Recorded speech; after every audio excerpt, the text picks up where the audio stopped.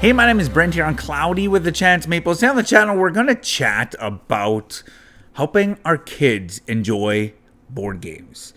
And this is going to be something I've actually never done.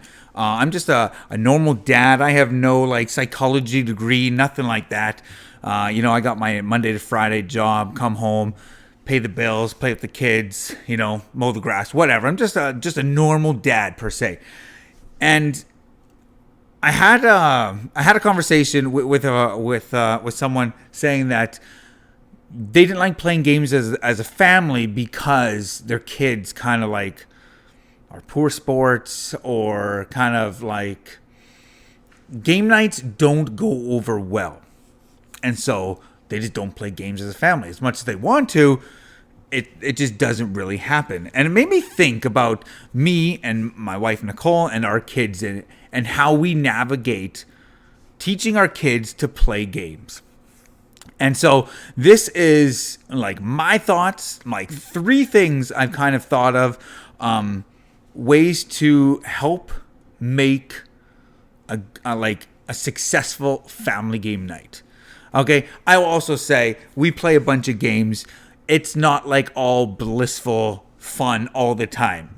Feelings get hurt, poor sportsmanship, all those things happen because whatever. I'm just a normal dad, normal family playing games. But I thought of kind of 3 things that I try to bring to the table to help our family game nights work well. And so I want to share them with you. And again, I have no psychology degree, so I can't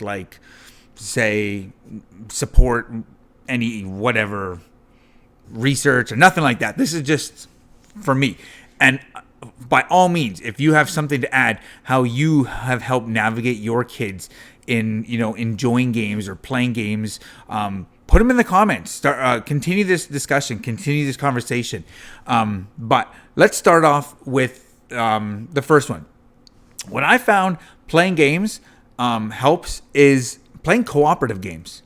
Okay, so sometimes I feel that, if one of our kids is losing, they can be kind of sour about it. And then they kind of wreck the whole vibe or the whole gaming experience because they're losing or things like that. I think cooperative games are fantastic for this because you're working together as a group against the game. And so I feel that cooperative games can really help nurture just good sportsmanship because you're working together and you're either winning together or you're all losing together. And so I feel that, like games like Marvel United, we like Forbidden Island. We used to play Outfoxed a lot, which is an absolutely fantastic deduction game for kids, even at the age of 3 or 4. And so we played that a lot.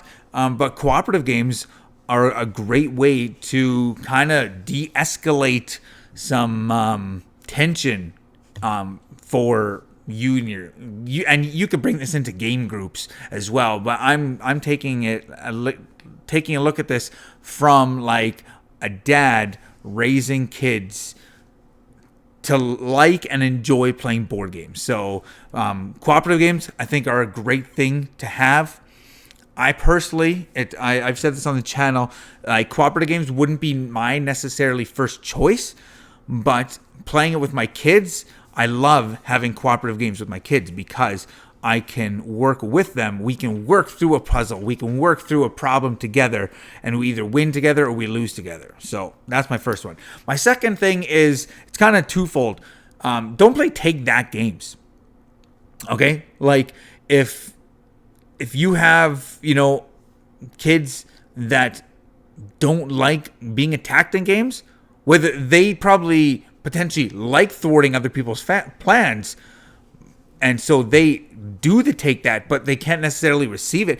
Don't play these types of games. I personally don't really like take that games.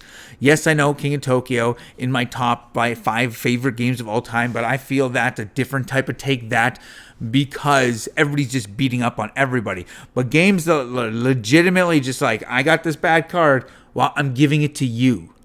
You know what? I'm thwarting your plan.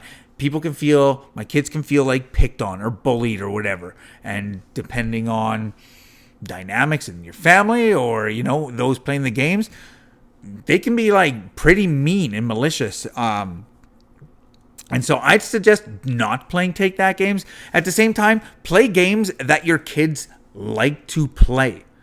Okay, I'm all for it. If your kid is 7 years old and they're playing like Scythe and Twilight Imperium and all that, good for them. My kids, 8 and 11, they're not playing super heavy games like that. And I typically don't play super heavy games, but I'm still trying to not push them to play a game that maybe is outside of their enjoyment level.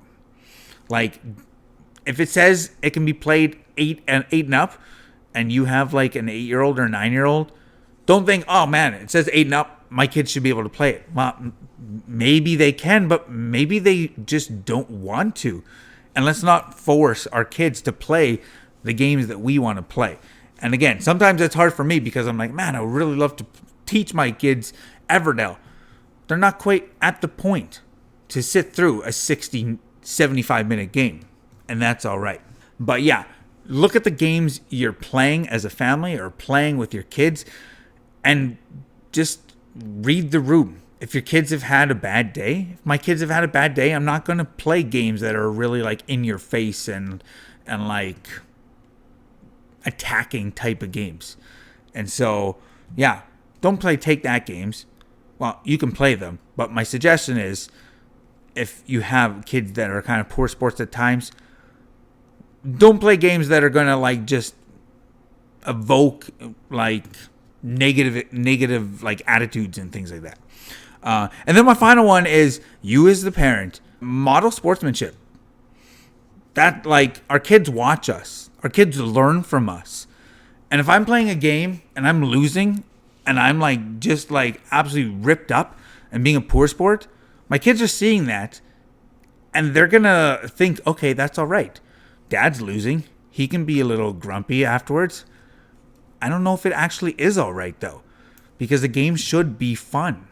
That's why we play games, to have fun. And so I feel that modeling it as a parent, that's the biggest thing to help your kids enjoy games. If you're about to flip the table all the time, your kids are going to see that and they're going to learn from you. So big responsibility on me as a dad to have humility. If I'm like, winning, I'm not sitting there beaking off. I'm not chirping, things like that. Because how many times have I played a game where I'm winning and I'm like, oh, look at me, I'm winning. And all of a sudden the rug's pulled out from underneath me and I end up losing. And it's like, man, I have to like eat my own words now because I was saying how good I was doing and now I'm losing or now I have lost. And our kids will pick up on those things. So I think the number one thing is just model good sportsmanship. But those are my kind of 3 things as to like help you navigate board gaming with your kids so that they will love to play games. But what do you think? How has it worked for you? What are your suggestions for, kids with bad sportsmanship or just, tension? How do you navigate that when you play games with your kids? And how do you navigate it with your game groups or people you come in contact with and sit at a table and play games with? I would love to know. Put your thoughts in the comments below and we can continue having this conversation. But there you have it. Don't do these very often. I think this is probably the first one. But thought it would just be a lot of fun just to dive in a little bit and encourage others who maybe are having difficult situations with kids maybe not enjoying games. And that's the other thing. If your kids don't enjoy games, let them have their own hobbies and just celebrate whatever their hobby is. And I'm learning that myself. But there you have it. My name is Brent. Till next time, grab your umbrella. The forecast is cloudy with a chance of meeples.